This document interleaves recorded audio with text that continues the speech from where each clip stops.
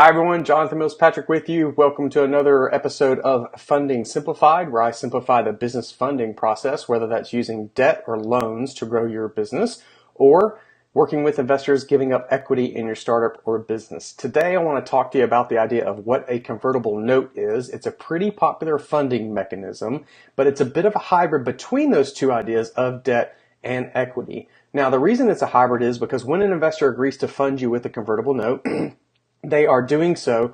The original funding is actually in the form of a short-term debt instrument that actually has an interest rate assigned to it. With convertible notes, you're not necessarily always making interest payments month in and month out like you would with a traditional loan, but a convertible note is originally a short-term debt instrument that you owe to that investor. It does have a maturity date and it does have interest that will accrue over time that can be due to that investor. More on that in just a second.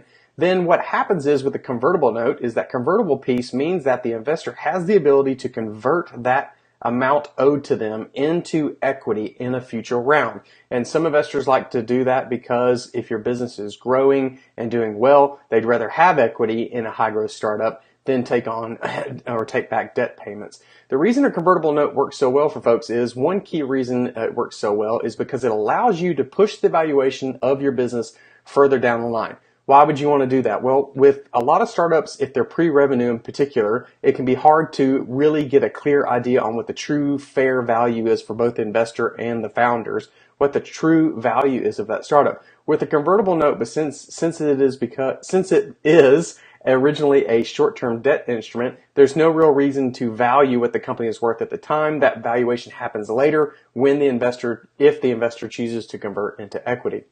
So it works really good for pushing valuations down the line. Another great thing about a convertible note, particularly for the startup founder, is that with most traditional equity funding deals, the investor may ask to have a seat on your board of directors so that they can have some level of control or say-so in what's going on in your business. For the founders doing a convertible note deal, that's usually not the case. Investors don't ask for a seat on the board because they don't even have equity at that time. Again, they can convert it at a later date.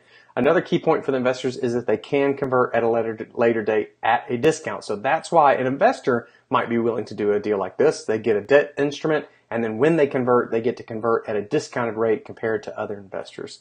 So convertible notes work really great for pushing valuations down the line, and they also allow the startup founders to keep a bit more control of what's going on. Now, why you wouldn't use a convertible note, I talked about those in the very beginning, is because they do have a maturity date. You're going to have to pay that amount back at some point if the investor chooses not to convert into equity, and you've got an interest rate, so you're accruing interest, you're accruing an expense, and in most startups, an expense is just not something, an additional expense is just not something that you need on the books. Hope that information helps you. Next, on Wednesday, I'll be talking about a different type of convertible note called the SAFE. Take care.